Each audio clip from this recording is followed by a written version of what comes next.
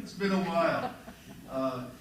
So what I was doing when I was trying to start planning programs again, I was looking back at old calendars to see who we've had, who might want to come back, and I ran across Dr. Rossi and Dr. Staley's name, and I'm like, it's been a long time since they've been here.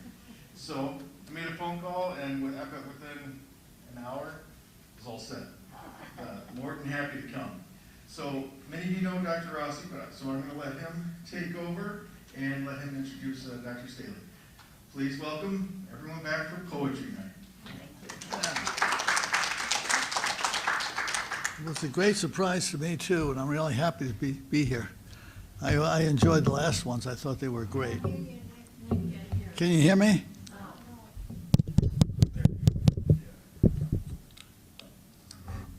Is this the one I have to speak to? Can you hear me now? Yeah, okay. So, yeah, this is a big surprise to me and a nice surprise, and I'm glad to see you all. I've always liked poetry. It started back in high school. They made me memorize, and we had to recite poems back then. I don't think they do that anymore. But back then, they gave me a poem, and I've read it, and I've been reading it ever since. So I guess I've been reading it now for about 70 years. And the poem was originally written in 1915, right at the outbreak of the war. And the poet, whom you all know, and I'm sure you all will know the poem when I read it, was walking with his friend in the woods one beautiful afternoon, and they had to go back, and they came to a crossroads, and they had to decide upon which road to take. And the poet was amused at his friend, because his friend was making a big deal about this. You know what, I mean, what road should we take? You know, it was a beautiful day. Probably every road was pretty much like every other. So he wondered what all the consternation was about. But I made him think about the fact that whether we are anticipating a pleasant little road or a tough road, we all have to make the choice when we get to it. It's like Yogi Berra said, you know, when you get to a crossroad, take it, you know. You have no choice, you know. And we all get to those roads, and we have to make a choice very often with a lot of uncertainty, sometimes confusion, maybe a little bit of fear. So that was my introduction to the poem, and I went through go through all those emotions every time I read it. And as I said, I've read it over 75 years, and I seem to have a different take on it every time I read it. So this is my present take. I'll go through the poem, and I'll try to explain to you how I feel as I go through, if you don't mind. It's not long. The poem is called "The Road Not Taken." The friend for which this poem was written, as the poet says jokingly, was in the process of making a tough decision. He had a road to go down, whether the war was breaking out. He decided to join the army, and 3 months later he was killed in France. So, I mean, it has another little lingering thought that goes along with the poem. Anyway, it starts out, it says, "Two roads diverged in a yellow wood, and sorry I could not travel both, and be one traveler. Long I stood and looked down one as far as I could, to where it bent in the undergrowth." So they come to this woods, and he talks about a yellow road, so it's probably fall. The leaves are changing, the seasons change, life is changing all the time, and we are faced with things, and we're always making decisions, just like they were trying to make as to decide which road to go down. It probably didn't make any difference in this case, but who knows? Maybe it would have. That's the point, isn't it? Then took the others just as fair, and having perhaps a better claim because it was grassy and wanted wear, those for the passing there had warned them really about the same. So, I mean, it's like all those kinds of things. We are forced, compelled to make a decision, but we really don't know which way is going to be the better. We look down them as far as we can. We try to come up with a decision, and we do. But more often it feels like a compulsive choice. We've got to make it. We've got to go on. You know, life goes on. Time and tide waits for no man. We got to do something. So we then make a choice, and we go along it that way. But as I said, there's so much uncertainty connected to it. And both that morning equally lay in leaves, no step had trodden back. Oh, I kept the first for another day, yet knowing how way leads upon way, I doubted if I should ever come back. Well, yes, once you make one choice, you go on, you have to make another choice, maybe get to another crossroad, and pretty soon you're on the way, and there's no way back. You're on that road, that is your road to take. It seems as though then life is kind of uncontrolled, and indeed it is, isn't it? We try to control it, but we're not in control. I think we are controlling. And it leaves us with the idea that, you know, there's such an element of choice, so much of an uncertain choice that you wonder what is the purpose of the design of it all. But I think he leaves us with the concept that though we can't come back, we are painting a unique experience that eventually leads to, after an unending series of unknown, unregulated experiences, we end up with a design. We come up with a picture of our lives. And when we look upon it, maybe we even can start to see how did the picture develop here? Was there a design behind it all? And I think that's a crucial question that comes up so much today as well. When I first read this poem, I didn't think there was any design much in life. It was all uncontrolled. We had to take our chances one way or the other. Life is that way. It's uncertain, but somehow it all seems to come together. And even when we look back, the more I look back, I think the more consciousness I see within it. But I'm not sure whether it's my consciousness or not. I'm telling you, this poem gets to you. I mean, you can read it. Anyway, he ends by saying, I shall be telling this with a sigh. Somewhere ages and ages hence, two roads diverged in a wood, and I took the one less traveled by. And that's made all the difference. And so it has. And so my kind of final thought is that every single one of us has taken the road less traveled. For every one of us are unique, and no two people are alike. Yeah, nature does not like clones. We are not clones, and we've all gone along the way in our own way. Well, anyway, the poet by this time, I think you know, is Robert Frost. I don't see Ken Kuntz here today, but Ken had another poem by Robert Frost.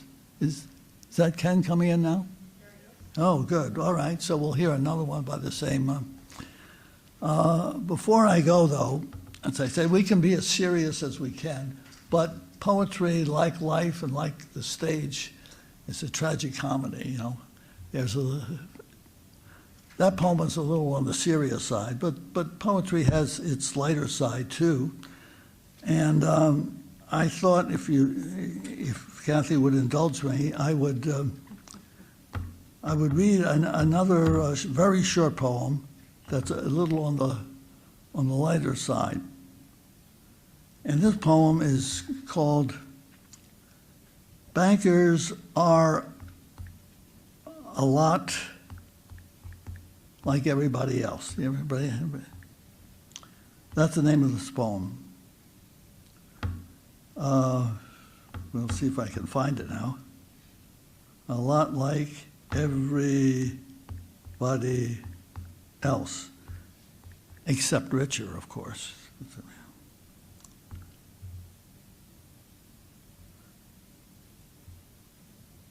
Darn.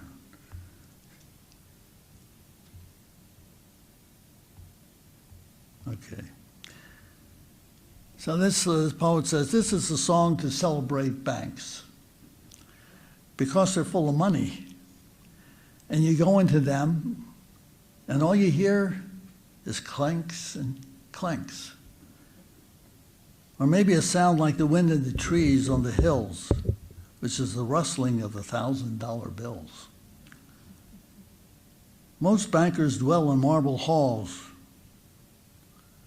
which they get to dwell in because they encourage deposits and discourage withdrawals. And particularly because they all observe one rule, which woe betide the banker who fails to heed it, which is, you must never lend any money to anybody unless he doesn't need it.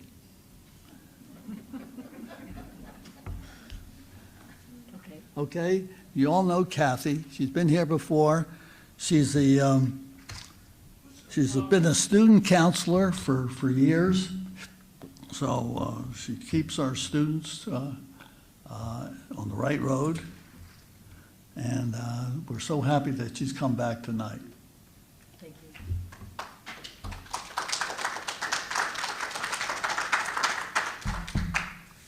I'm going to take this off to speak, if that's okay. I'm fully vaccinated, so okay. I am so happy to be with you again. We've done this before, and I enjoy it so much, and I just love being here because just to see Dr. Rossi, who is a treasure in my life and my family's life. We met in 2001, and we share many things in common, and it's wonderful to be here. And it's just joyful to see some dear friends and one of my former professors and one of my son's former professors. It's just great fun to be here, and I appreciate it so much. Yes, I'm still working. I retired. Dave, what? I know I'm going to be 74 pretty soon, but anyway, I retired in 2020 from the University Counseling Service, where I'm a psychologist, and within 3 months, my director called and said, Kathy, could you please, we have such a wait list, could you just maybe see some clients just on a temporary basis? And so I've been working this rest of this year, and it's all done on Zoom, so I do it at home, but I have 10 clients, but that's the only work that I do, which is kind of nice. I don't have to do all the supervision and the teaching and all that kind of thing. So anyway, but I am still working. Okay, so poetry night, and I hope some of you have brought some poems to read, or poems perhaps that you wrote. But I wanted to start, I'm just going to do one right now, but how many of you, and I want you to raise your hand, how many of you learned to read with the Dick and Jane series? Ah, okay. Yeah, okay, but more than half. Okay, so I learned to read with Dick and Jane, and I have a very clear memory. When I was in first grade, I was 6 years old, that's when I learned to read. And I can still very vividly remember standing alone. There was a table with books, and I had just learned to read a few words, and I opened the Dick and Jane book, and there was the first word that I ever learned to read, and the word was look. L-O-O-K, look. And I can remember standing there, looking at it and saying, I can read. There's the word look. So the poem I'm going to read has to do. Have you heard of the poet Billy Collins? Good, I know some of you have. Billy Collins was the poet laureate for the United States from 2001 to 2003, and then he was the poet laureate for the state of New York for the next 2 years. And he has written more than 10 books of poetry, and I was introduced to him by a friend of mine, Ronnie Brighton. You may have known her. And he just writes some of the most engaging poetry. And many books.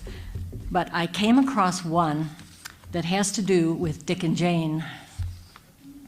And I thought it would be perfect to read to you tonight because it's one that I found quite delightful. And I'll read it, and then I want to make a few comments about it. It's called First Reader by Billy Collins. I can see them standing politely on the wide pages that I was still learning to turn.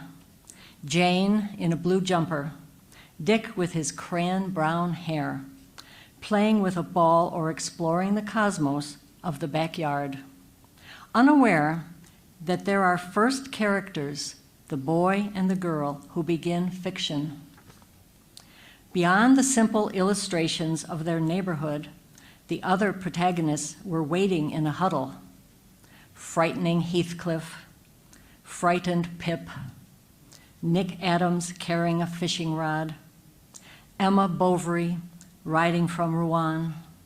But I would read about the perfect boy and his sister, even before I would read about Adam and Eve, garden and gate, and before I heard the name Gutenberg. The type of their simple talk was moving into my focusing eyes.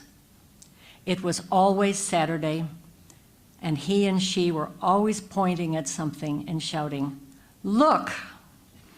Pointing at the dog, the bicycle, or at their father as he pushed a hand mower over the lawn, waving at aproned mother, framed in a kitchen doorway, pointing toward the sky, pointing at each other. They wanted us to look, but we had looked already and seen the shaded lawn, the wagon, the postman.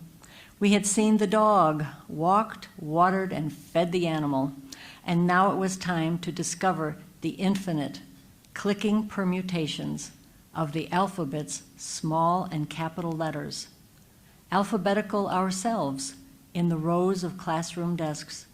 We were forgetting how to look, learning how to read. That is the end of the poem. But I just think it's a lovely capture of, at least of me being 6 years old and learning to read, and then what's to come next, frightening Heathcliff. One of the people who wrote a little critique on the poem said, "It's just too bad he didn't mention the dog." What was the dog's name? Spot. And what was the cat's name? Puff. Excellent. You all pass with shining stars. Okay. Well, anyway, that's a little bit about Billy Collins and First Reader. So why don't we get started? And Dave's going to help us with his microphone. Who would like to read first? Ken. Dave will come and bring you a microphone. He'll bring it to you.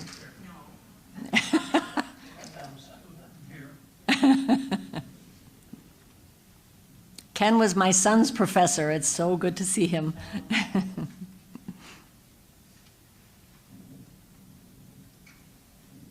I was an English major at Grinnell College, and I had to take certain required courses.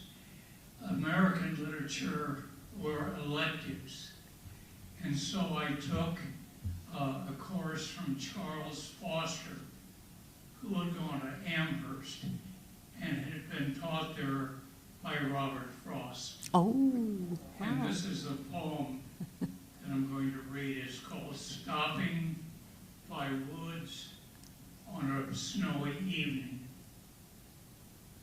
This written when Robert Frost was 49. Whose words are these? I think I know. His house is in the village, though. He will not see me stopping here, to watch his woods fill up with snow. My little horse must think it queer to stop without a farmhouse near. Between the woods and frozen lake, the darkest evening of the year. My horse gives his harness bells a shake to ask if there was some mistake. The only other sounds the sweep of easy wind and downy flake. The woods are lovely, dark and deep, but I have promises to keep and miles to go before I sleep, and miles to go before I sleep. Thank you, Ken. Yes. Robert Frost was a favorite, I remember, in high school. I think it was either junior high or high school when I discovered Robert Frost, and I've treasured his poems for many, many years. Who would like to read next?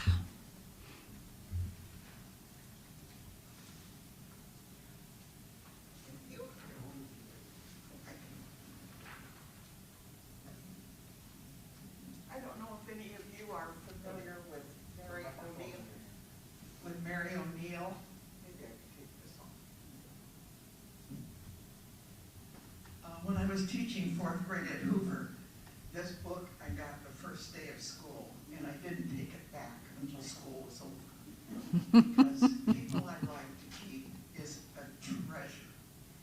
And I would say to the fourth graders, how many of you have an uncle? Well, they didn't know. And I said, you don't know if you have an uncle? So then that brought up this poem. Uncle is a blanket worn to shreds. It's been on every one of my beds. Once it went off in a Goodwill pack, and I had an awful time getting it back. Once it was tossed in an old trash bin, but I saw its fringe, and I climbed right in. Once it was bitten by a moth, and once it was used as a dusting cloth. Why did I love it more than my cat, my dog, my ball, and my Sunday hat? Because when dark night shadows flung monsters on walls, when I was young, it was to Uggle that I clung. Later, when I was 4 or 5 and knew that shadows weren't alive, Uggle was part of every night, like the stars and the bedside light, like loving eyes and a hand held tight, like somebody else, almost, but not quite. Oh, that's lovely. That's lovely. That's a good one. Okay. Who would like to read next? I'll read to them. Please, please. Only if you want people to hear. I do want people to Okay, hear. there you go. And my background is simple. My dad was a poet, and that was his avocation. However, he worked for the Bell system.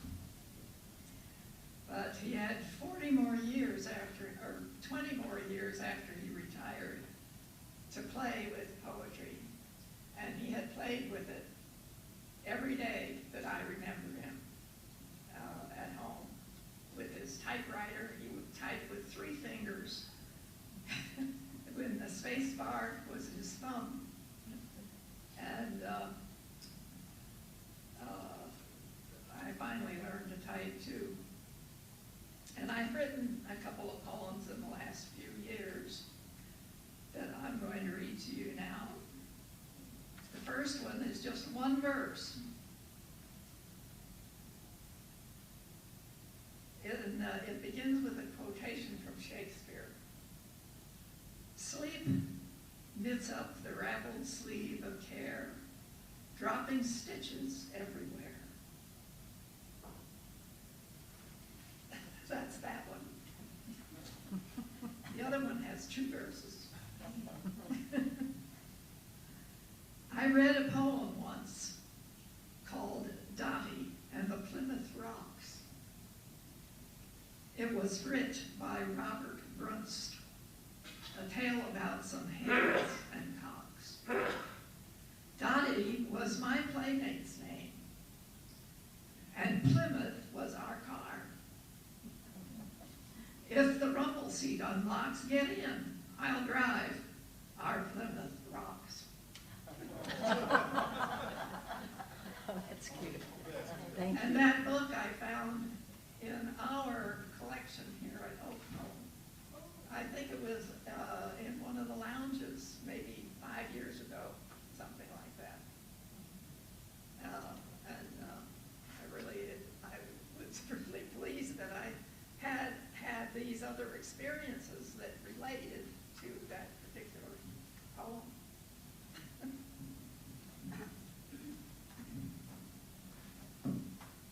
Who would like to read next?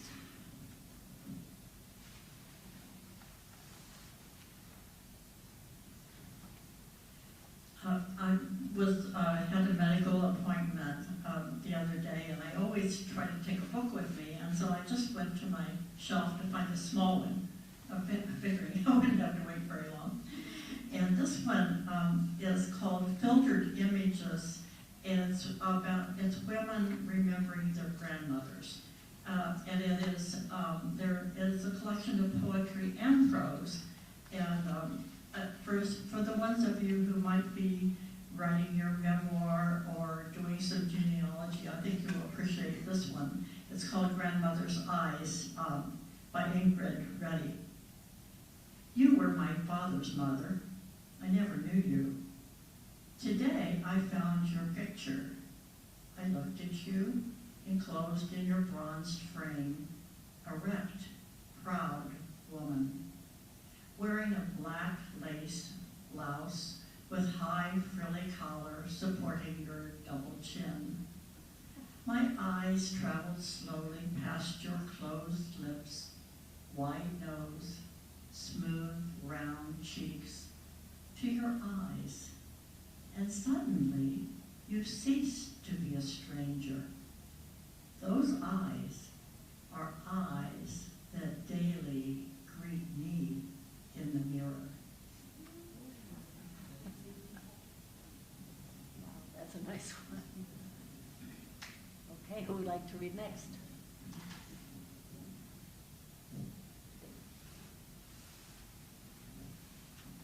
That's a tough act. I picked a poem that I found, or found me, I should say, about a year or so ago, and I shared it with some friends here, and they liked it too, so I thought I'd bring it along.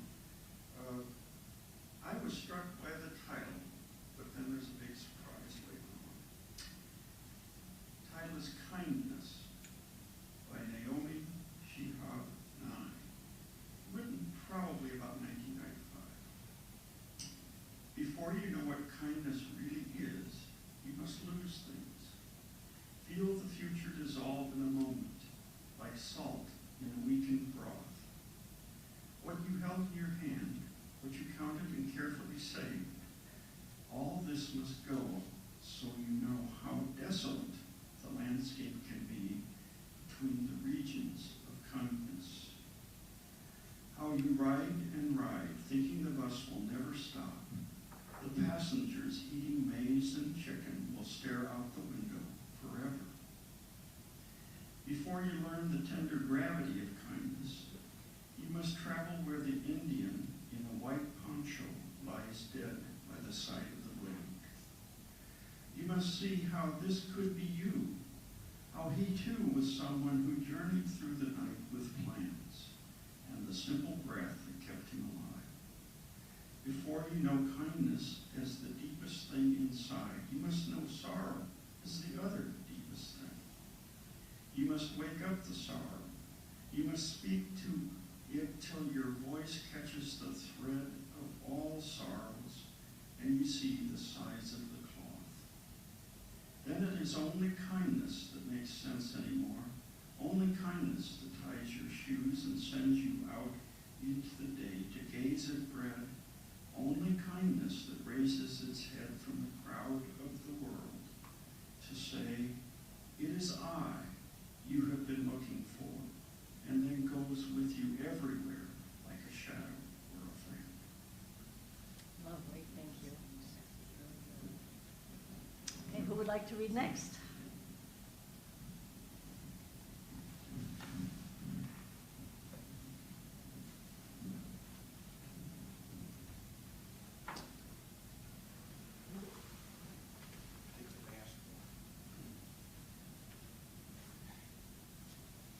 Been writing poetry for a long time. Most of it's so personal I don't share it with very many people.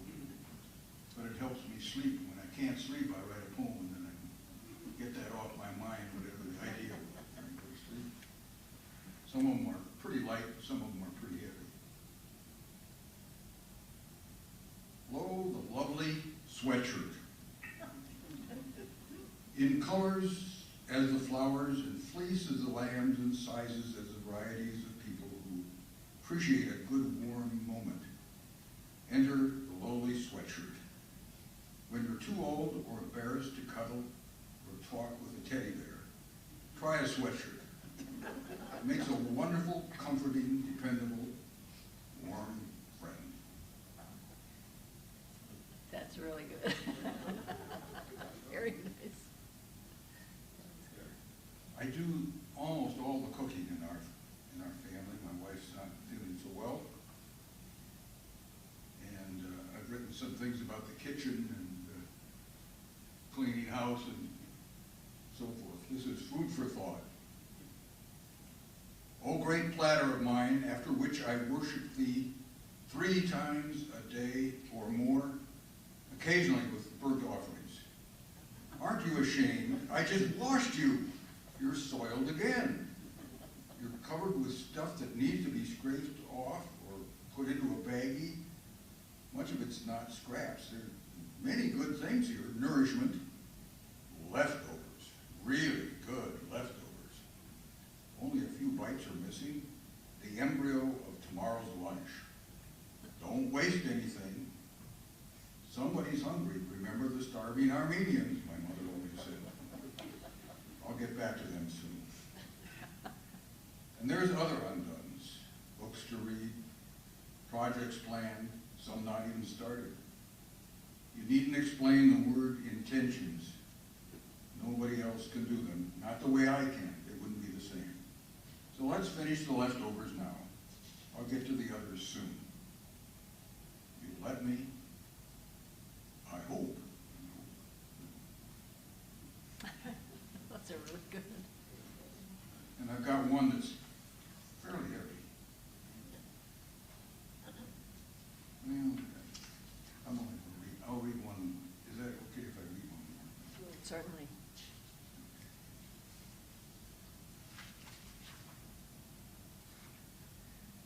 Do not forget, I snapped my pajamas fresh out of the dryer. They were still damp. Oh, they'll dry soon. They always have. You sound so sure. Recent activity does not guarantee future results, warns my investor's guide. They always dried before. God takes care of such things. Doesn't he have more important things to remember? I'm busy. I forget. He must be really busy. He must have more important things to do than to remember to dry my damp pajamas. What if he forgets, like I do? Forgets my pajamas? No, no, no, no, no. No, what if he forgets me? He must have more important things to do than to remember me, no matter how important I think I am. Will they be dry in the morning? Will I be in the morning? Repeat your promise that if I remember you, you remember me. I remember you, Heavenly Father.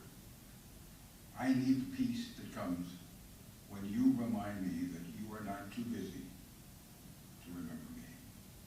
Peace. Have you published any of your poems?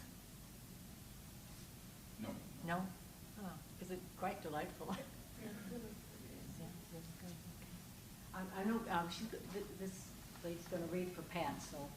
Yes, Pat was a nurse, and I am far from being a nurse. I was a teacher, but this is a poem for nurses, and so I'm reading this for Patty McTaggart. Put the mic up, Joe. Yep, thank you.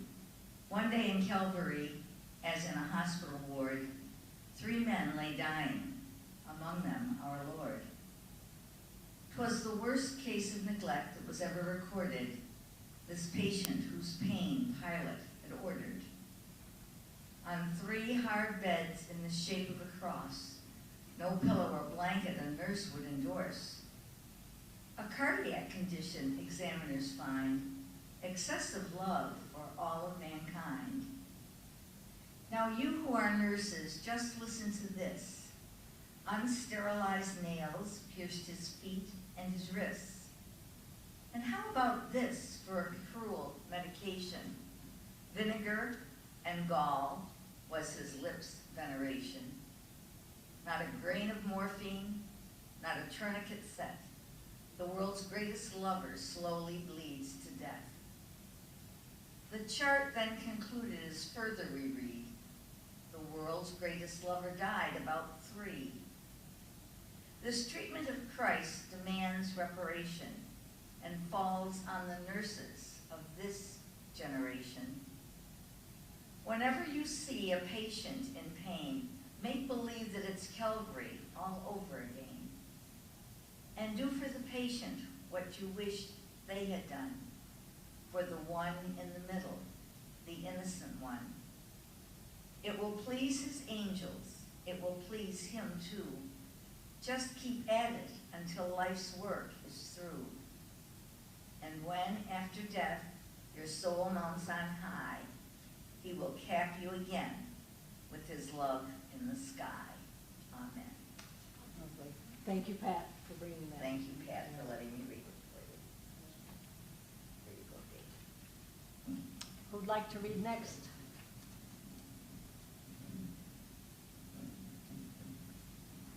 You have a book there, you? Yeah.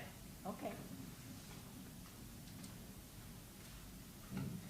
This is a light one. That's good. This is another Frost. I was going to say that at the end, but somebody else offered it. I'll read it. Well, put the microphone up. Put the microphone up. Yeah. Sorry. That's okay. It's Birches by Robert Frost. Yes.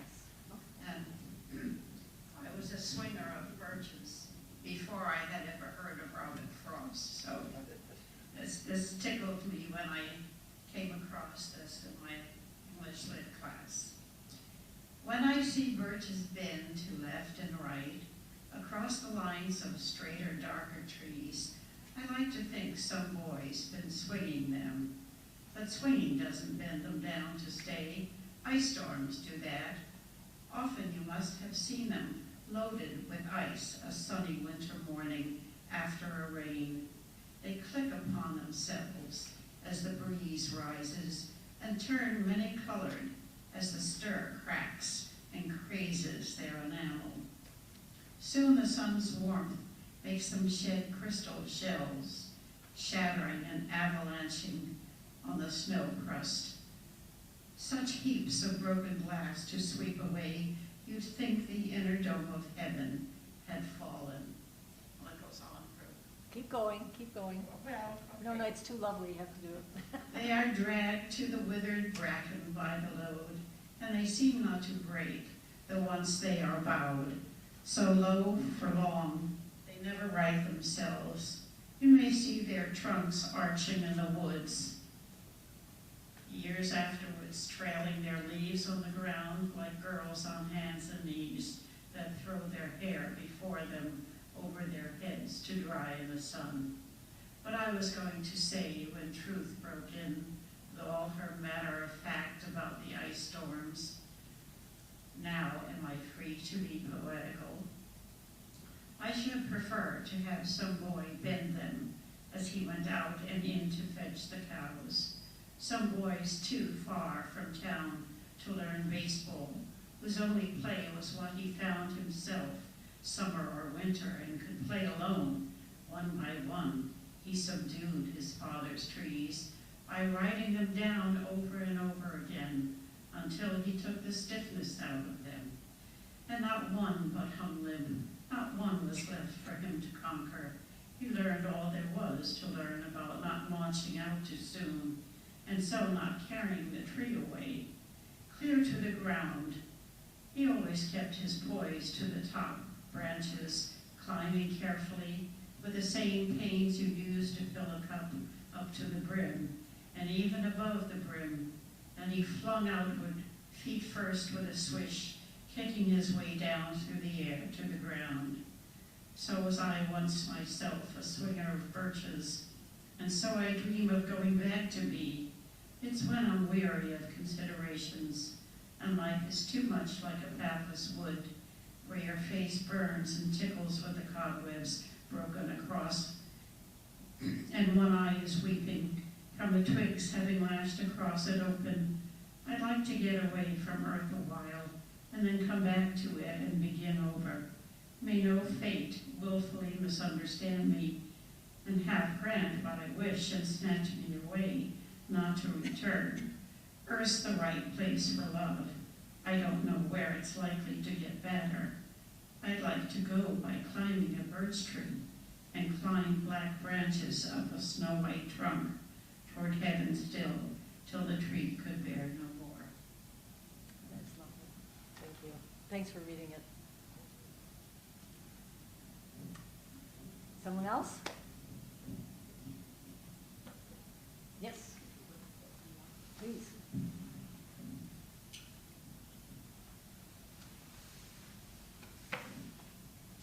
I think it was just 2 years ago that I discovered the poet Mary Oliver, and I've become very fond of her poems on many different subjects. This one, I think, will speak to a lot of us because we've all come from somewhere else, from larger homes, and had to get rid of a lot of things. This is called Storage.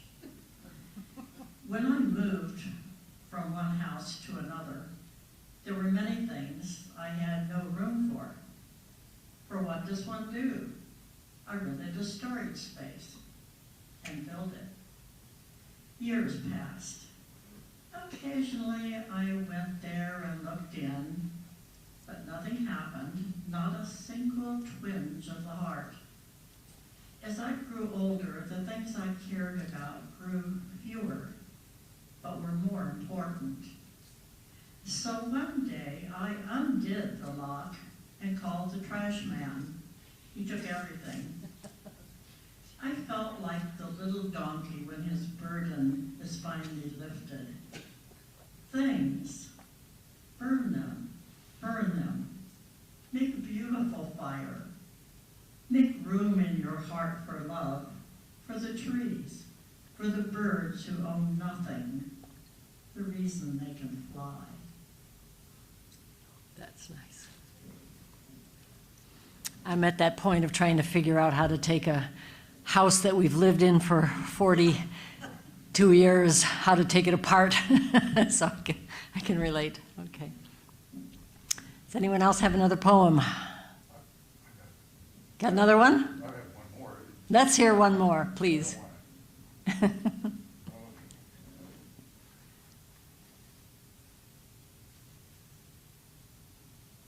There's a term that I'd like to have you consider adding to your vocabulary phrase. It's bigot inertia. A long expected epidemic is here, but it's really been here for a long time, nothing new.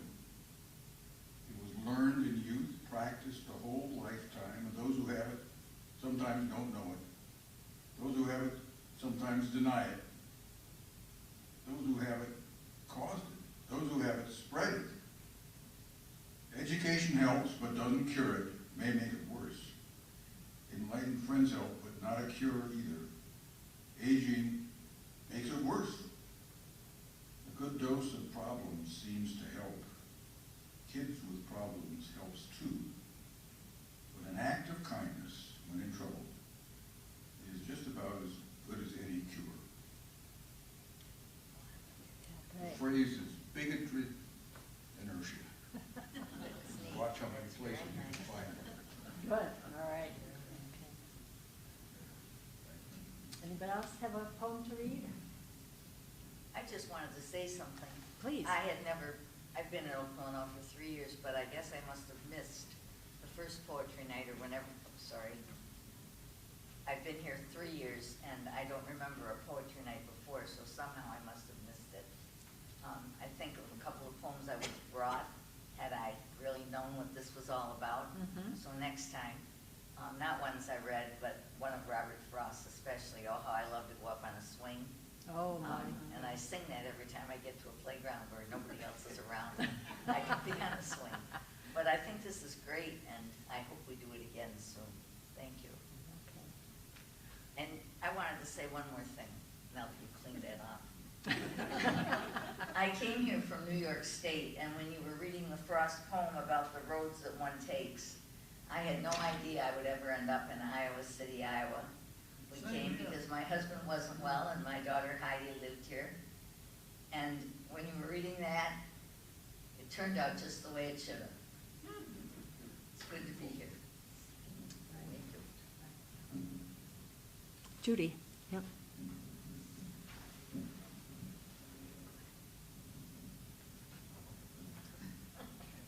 I just wanted to ask Nick if he heard what Yogi Berra said about coming to the fork in the road. He said, take it.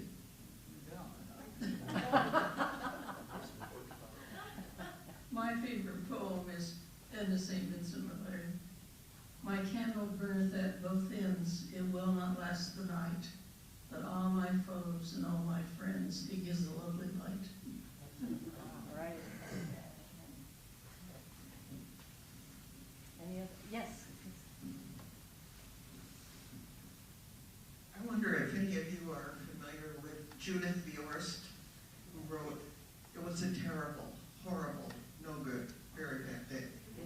So I always read this to my fourth graders, and about the third stanza, they're all saying it with me. It was a terrible, horrible, no good, very bad day. And the very last one is, it was a terrible, horrible, no good, very bad day.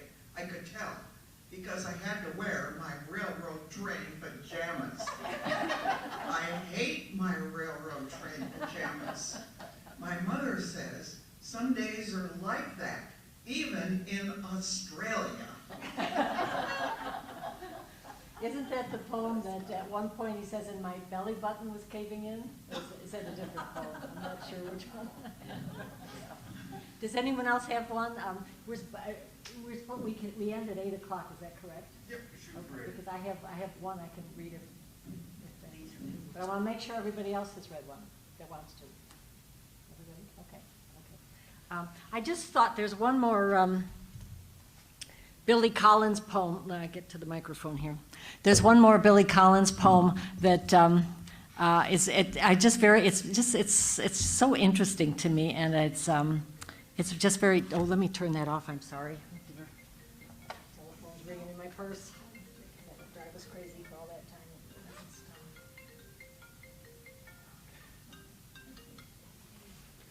My daughter. I'll call her back. Okay. So. This is a poem that Ronnie Brighton read to us. Yeah, we had a little group of women that did some poetry. And she read it to us, and, excuse me. Sorry, no, not now. Anyway, she read it to us, and for some reason, everyone wants us to read it every time, because there's something so touching about it.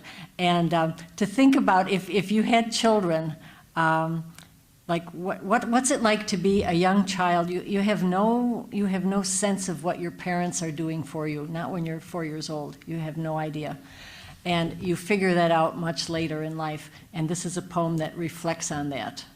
It's called "The Lanyard." Do you know what a lanyard is? Okay, we make them in those little things we make in summer camp. We weave the little things together. Those little things. Okay. The other day, as I was ricocheting slowly off the pale blue walls of this room, bouncing from typewriter to piano, from bookshelf to an envelope lying on the floor, I found myself in the L section of the dictionary, where my eyes fell upon the word lanyard. No cookie nibbled by a French novelist could send one more suddenly into the past. A past where I sat at a workbench at a camp by a deep Adirondack lake, learning how to braid the thin plastic strips into a lanyard, a gift for my mother. I had never seen anyone use a lanyard or wear one, if that's what you did with them. But that did not keep me from crossing strand over strand again and again, until I had made a boxy red and white lanyard for my mother. She gave me life and milk from her breasts. I gave her a lanyard. She nursed me in many a sick room, lifted teaspoons of medicine to my lips, set cold face cloths upon my forehead, and then led me out into the airy light, and taught me to walk and to swim, and I, in turn, presented her with a lanyard. Here are thousands of meals, she said, and here is clothing and a good education, and here is your lanyard, I replied, which I made with a little help from a counselor. Here is a breathing body and a beating heart, strong legs, bones, and teeth, 2 clear eyes to read the world, she whispered, and here, I said, is the lanyard I made at camp. And here I wish to say to her now is a smaller gift, not the archaic truth, that you can never repay your mother, but the rueful admission that when she took the 2-tone lanyard from my hands, I was as sure as a boy could be that this useless, worthless thing I wove out of boredom would be enough to make us even. Isn't that lovely? So Billy Collins, our poet laureate in the early 2000s, I'm glad to share him with you. Thank you so much for having me again and for having Dr. Rossi, and we work together on lots of different things. It's just so lovely to be here. I just really appreciate the invitation and the joy to be with you and the joy to hear all these lovely poems, and how nice that Robert Frost took center stage. Yeah, because I certainly remember those poems. And by the way, the Birches, I used to read that to my children, and I couldn't seem to get to the end without crying. There are a lot of poems that make me cry, but that one does at the end. There were more lines that I thought was too. I think you didn't end, because the very last is what made me cry. Could you just read the last couple, just the last, what is it, 2 lines or 3 lines? That's what used to make me cry. Can you find it? Birches.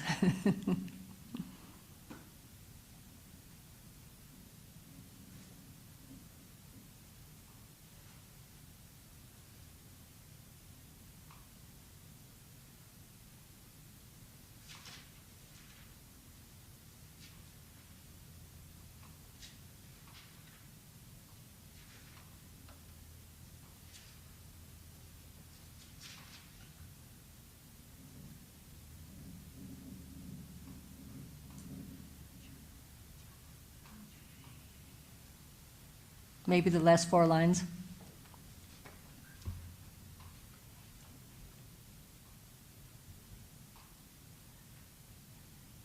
Okay, I stopped, let's see.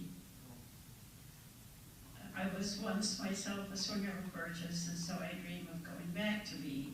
It's when I'm weary of considerations and life is too much like a pathless wood, where your first burns and tickles with the cobwebs, broken across it, and one eye is weeping from the twigs having lashed across it open. I'd like to get away from earth a while, and then come back to it and begin over. May no fate willfully misunderstand me, and half grant what I wish, and snatch me away not to return. Earth's the right place for love. I don't know where it's likely to go better. I'd like to go by climbing a birch tree, and climb black branches of a snow-white trunk toward heaven till the tree could bear no more, but dipped its top and set me down again. That would be good both, going and coming back. One could do worse than be a swinger of birches. Yeah, one could do worse than be a swinger of birches. It's lovely. So, well, thank you. We had a lovely time. I appreciate your all being here, and so nice to hear some nice poetry again, and just nice to be together with people in person. Thank you. Thank you.